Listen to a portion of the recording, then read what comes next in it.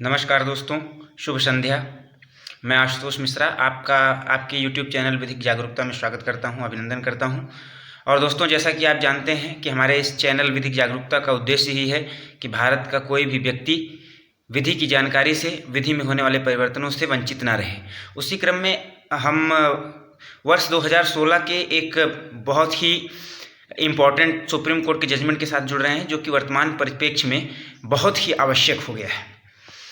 दोस्तों, आप सही समझ रहे हैं, मैं बात करने वाला हूं नरेंद्र वर्सेस कुमारी मीना। ये मामला सुप्रीम कोर्ट में था SLP के थ्रू, उसके संदर्भ में बात करने वाले हैं। लेकिन उससे पहले अगर अभी तक आपने चैनल को सब्सक्राइब नहीं किया है तो सब्सक्राइब करके बेल आइकन दबा लीजिए, और अगर जानकारी अच्छी लगे तो आगे शेयर करिए ताकि लोगों को इससे सहायता मिल सके। तो आइए बात करते हैं हम लोग नरेंद्र वर्सेस कुमारी मीना के बाद में क्या हुआ था। दोस्तों, इसमें क्या था कि विवाह के 3 साल तक, जब विवाह हुआ नरेंद्र और कुमारी मीना का, तो उसके 3 साल के बाद तक सब कुछ सही चला।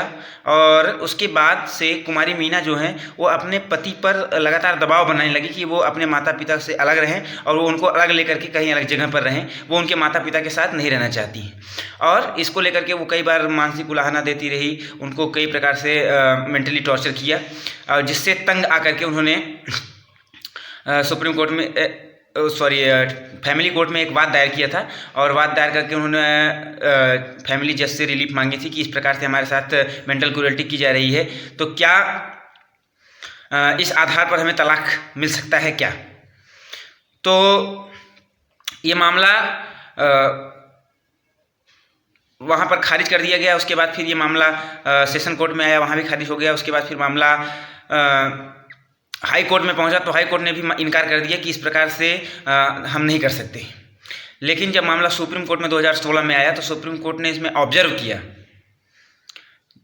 जस्टिस राव और जस्टिस दवे, 2 जस्टिस की बेंच थी, उन्होंने ऑब्जर्व किया इस मामले में कि लगातार पत्नी द्वारा पति को ये कहना कि आप अपने पेरेंट्स को छोड़ करके आप उनको छोड़ दीजिए और आप केवल हमारे साथ रहिए, और आज से आप अपने पेरेंट्स के साथ नहीं रहेंगे। अगर आपको मेरे साथ रहना है तो आप पेरेंट्स के साथ मत रहिए, या पेरेंट्स के साथ रहना है तो आपको पेरेंट्स या मुझ में किसी एक को चुनना होगा।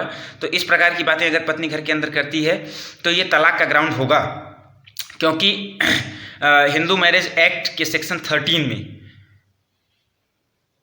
जो डाइवोर्स से संबंधित है, इसमें क्रूएल्टी है, और क्रूएल्टी में मेंटल क्रूएल्टी भी शामिल होती है। और इस प्रकार की चीज़ें लगातार पत्नी द्वारा किया जाना कि आप 2 में से एक का चुनाव करिए, या तो आप मेरे साथ रहिए या अपने उनके साथ रहिए, माता पिता को छोड़ दीजिए, इस प्रकार की चीज़ें दोनों जजों की जो पीठ थी उन्होंने ये माना कि ये चीज़ें मेंटल क्रूएल्टी की श्रेणी में आती हैं।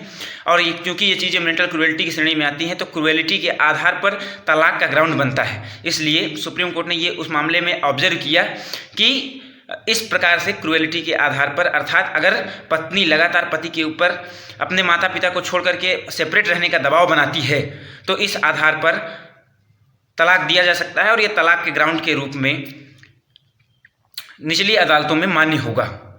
ये एक बहुत ही इंपॉर्टेंट जजमेंट था। और वर्तमान परिप्रेक्ष्य में चूंकि ऐसी स्थिति बहुत देखने को मिल रही है समाज में, सोसाइटी में, तो ये लोगों को जानना बहुत आवश्यक है कि अगर इस प्रकार से कोई पत्नी अपने पति पर जबरन दबाव बनाती है घर परिवार छोड़ने के लिए, अपने परिवार को, माता पिता को छोड़ने के लिए, तो वो एक क्रूएल्टी की श्रेणी में आएगा, और उस आधार पर पति अगर चाहे तो वो तलाक ले सकता है।